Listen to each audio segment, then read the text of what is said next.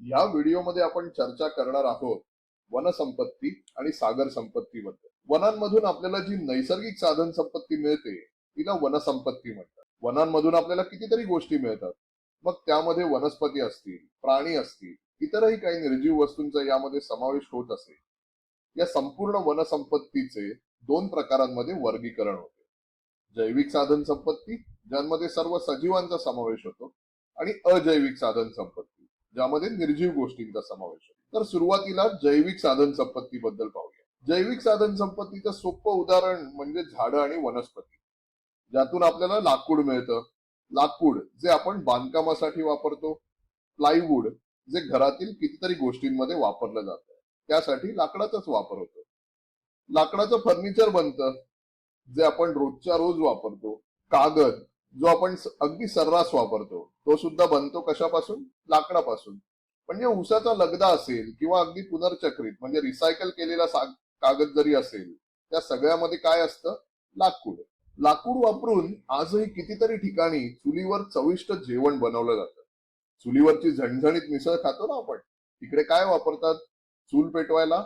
लाकडच, हो की नाही? अगदी आपण थंडीत शेकोटी करताना पालापाचोळ्या वापरतो. काड्या जरी वापरत असलो तरी ते कशाचा भाग असतात?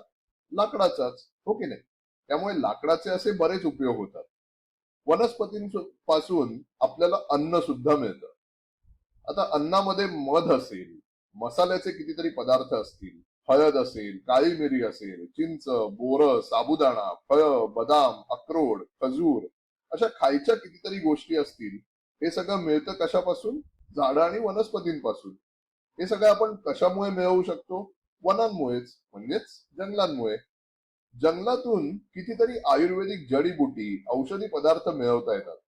त्यातले काही फोटो मी इकडे दाखवतोय. त्या वनस्पतींची तुम्हाला नावं ठाऊक आहेत का ते सांगा. एक मिनिटभर घ्या आणि आठवून बघा किती नावं आठवतात ते. ठीक आहे? तर हे पहिलं म्हणजे गुढीपाडव्याला याची आपण पानं खातो. सकाळी याच्या काड्यांनी मंजन केल्यामुळे दातही मजबूत राहतात असं म्हटलं जातं. ओळखलं का? बरोबर, कडुनिंब. तुम्ही ज्याला निंब किंवा नीम देखील म्हणत असाल, ते ताप सर्दीसाठी औषध म्हणून सुद्धा वापरतात. आता ही दुसरी म्हणजे सदाफुली. तिची फुलं तुम्ही पाहिली असतील. सदाफुलीला इंग्रजीत पेरिविंकल म्हणतात. सदाफुली हा कॅन्सर म्हणजेच कर्करोगावरचा चांगला इलाज देखील आहे. तिसरं तर तुम्हाला माहित आहेच, शाळा सुटल्यावर शाळेपाशी मिळतात. झाडांवरून तोडून तुम्ही सगळे खातच असाल. बरं आहे, ते खातच चला, कारण हा आहे आवळा. हा डायबिटीज म्हणजेच मधुमेह रोगावरचा चांगला इलाज आहे. रक्तातील शर्करेचं म्हणजे शुगरचं प्रमाण नियंत्रणात ठेवायचं काम हा आवळा करतो. त्यामुळे तुम्ही तर खाच, पण आई बाबांना पण थोडे न्या आणि खायला सांगा, म्हणजे त्यांची पण शुगर कंट्रोलमध्ये राहील, हो की नाही? आता हे तुम्हाला कदाचित माहीत असेल किंवा नसेल, हे आहे सिंकोना. सिंकोना हे मलेरिया रोगावरचं उत्तम औषध मानलं जातं. म्हणजे मलेरियावरची जी औषधं बनतात त्यामध्ये या सिंकोना झाडाचं खोड असतं. आतापर्यंत आपण कितीतरी वनस्पतींबद्दल गप्पा मारल्या. आता जरा प्राण्यांबद्दल बोलूया. वन्य प्राणी कसे उपयोगी पडतात ते जाणून घेऊया. तर वन्य प्राणी हे वनांमध्ये एक संतुलन राखण्यात मदत करतात, कारण ते अन्नसाखळीचा भाग असतात. अन्नसाखळीबद्दल तुम्ही शाळेच्या पुस्तकात वाचलं असेलच.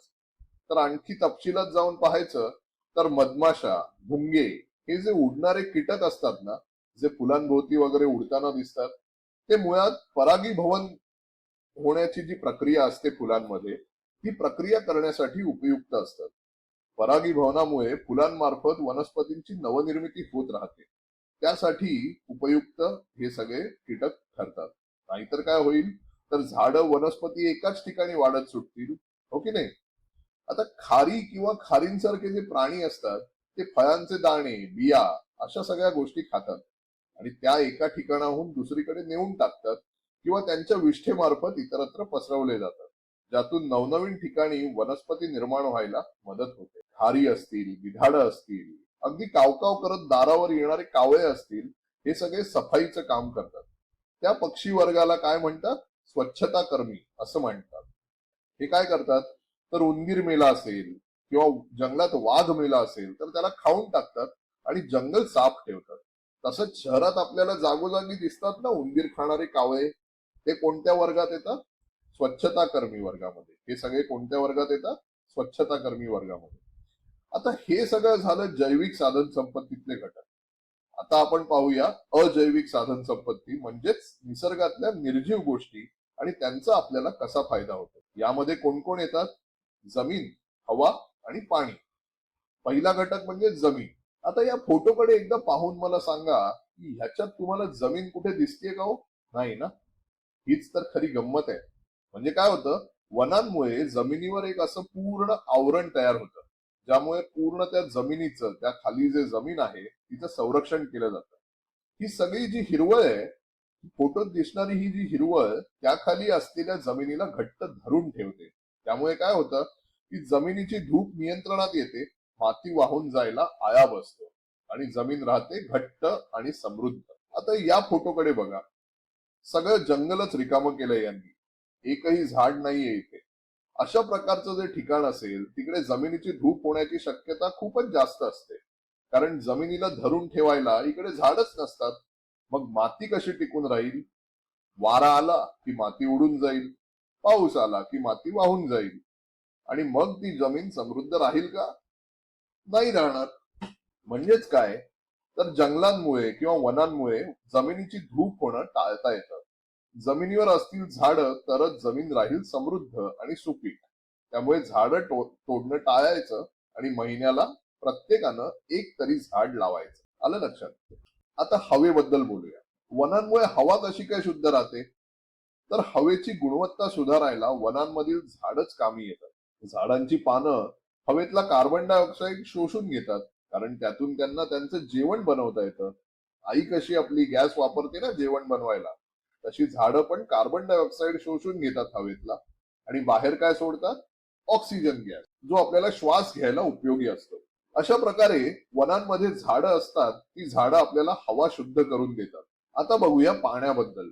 तर हे पाणी टिकून राहायला वन महत्वाची असतात, कारण त्या वनांशिवाय हे पाणी वाहत आपल्यापर्यंत येऊही शकत नाही आणि टिकूनही राहू शकत नाही. त्यामुळे जगातलं 75% जे शुद्ध पाण्याचे स्रोत किंवा झरे जे आहेत ते वनांमध्ये आहेत, कारण ते पाण्याला ठेवतात सुरक्षित. म्हणूनच जंगल जे असतं ते टिकणं खूप महत्वाचं आहे. वन नसतील तर दुष्काळ पडू शकतो. आता सागर संपत्तीबद्दल पाहूया. सागरी साधन संपत्तीचे 3 प्रकार पडतात: जैविक साधन संपत्ती, अजैविक साधन संपत्ती आणि तिसरा प्रकार म्हणजे ऊर्जा संपत्ती. सुरू करूया सागरातील जैविक साधन संपत्तीपासून. यात आपल्याला मिळतं अन्न. आता कोळंबी असेल, बांगडे असतील, अशा प्रकारचे मासे आपल्याला सागरातून मिळतात. मग आलं सागरी शैवाल, ज्याला इंग्रजीत सी वीड सुद्धा म्हणतात. हे सगळं आपल्याला कुठून मिळवता येतं? सागरातून. सागर संपत्तीमधील दुसरी जैविक संपत्ती आपल्याला मिळते ती म्हणजे औषधं. हे पहिलं उदाहरण म्हणजे स्पंज. स्पंजमध्ये औषधी घटक असतात. दुसरं म्हणजे शंख शिंपले.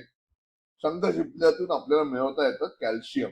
डॉक्टर जे प्रोटीन सप्लिमेंट्स खायला सांगतात ना, ते सगळे बनतात कॅल्शियम पासून. हा तिसरा फोटो आहे, ते आहेत कॉड मासे. कॉड माशातून आपल्याला मिळतात अजीवनसत्व, ई जीवनसत्व आणि अशी कितीतरी जीवनसत्व आपल्याला कॉड माशातून मिळतात. आता पाहूया समुद्रातून मिळणारी अजैविक साधन संपत्ती. समुद्रातून आपल्याला कितीतरी रसायनं मिळतात. मीठ असेल, मॅग्नेशियम असेल, सोडियम, पोटॅशियम, विविध प्रकारचे सल्फेट्स, हे सगळे मिळतात आपल्याला सागरातूनच. आता शेवटचं म्हणजे हा फोटो पाहून सांगा काय आहे. हा, तर हे आहे आपल्या तिसऱ्या प्रकाराशी संबंधित, म्हणजे ऊर्जा साधन संपत्तीशी संबंधित. ही काय आहे, तर खनिज तेल उपसण्याचं ठिकाण, ज्याला आपण तेलाच्या खाणी सुद्धा म्हणतो. हा फोटो मुंबई जवळील बॉम्बे हाय ज्याला म्हणतात, तिथल्या खनिज तेलाच्या खाणीचा आहे, जिथे समुद्रातील खनिज तेलाचे साठे मिळाले आहेत. हे तेल उपसलं जातं, त्याचं शुद्धीकरण केलं जाण्यासाठी जमिनीवर पाठवलं जातं. याच खनिज तेलातून आपल्याला मिळतं पेट्रोल, डिझेल, रॉकेल, एलपीजी गॅस. हे सगळं ऊर्जेचे स्रोत आपल्याला मिळतात या समुद्रातल्या खाणीतून. आता खनिज तेल फक्त समुद्रातूनच मिळतं असं नाही, पण एक स्रोत हा या समुद्रातल्या खाणी नक्कीच असतात. समुद्रातून आपल्याला मिळणारा ऊर्जेचा दुसरा स्रोत म्हणजे लाटांची ऊर्जा. समुद्राच्या लाटांमधून मिळणारी ऊर्जा विद्युत ऊर्जेत रूपांतरित करता येते. ही ऊर्जा आपल्याला घरी लागणारी इलेक्ट्रिसिटी बनवायला, म्हणजेच विद्युत ऊर्जा बनवायला वापरली जाऊ शकते.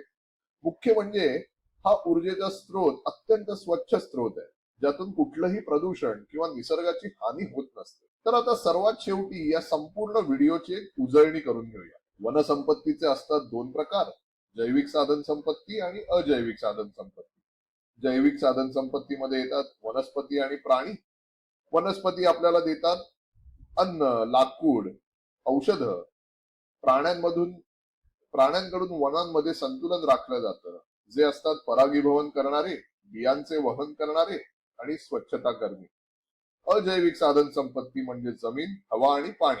ही वनातली जी साधन संपत्ती आहे ती फारच मर्यादित स्वरूपाची असते. ती वापरत राहिलं, कसंही वापरत राहिलं असं करून उपयोग नसतो. मग ही अचानक नष्ट होऊ शकते. त्यामुळे वन निर्माण व्हायला झाडं लावत राहावी लागतील. हो ना? म्हणजेच झाडं तोडणं टाळायचं आणि प्रत्येकाने दर महिन्याला एक तरी झाड नक्की लावायचं. त्यानंतर सागर संपत्तीमध्ये येतं जैविक साधन संपत्ती, अजैविक साधन संपत्ती आणि ऊर्जा संपत्ती. जैविक मध्ये आपल्याला मिळतं अन्न, औषधं. अजैविक मध्ये मिळतं रसायन, मीठ, खनिज म्हणजे धातू वगैरे. आणि खनिज तेल, लाटांची ऊर्जा यांसारखे ऊर्जेचे स्रोतही आपल्याला प्राप्त होतात सागरातूनच. सोपं आहे ना लक्षात ठेवायला?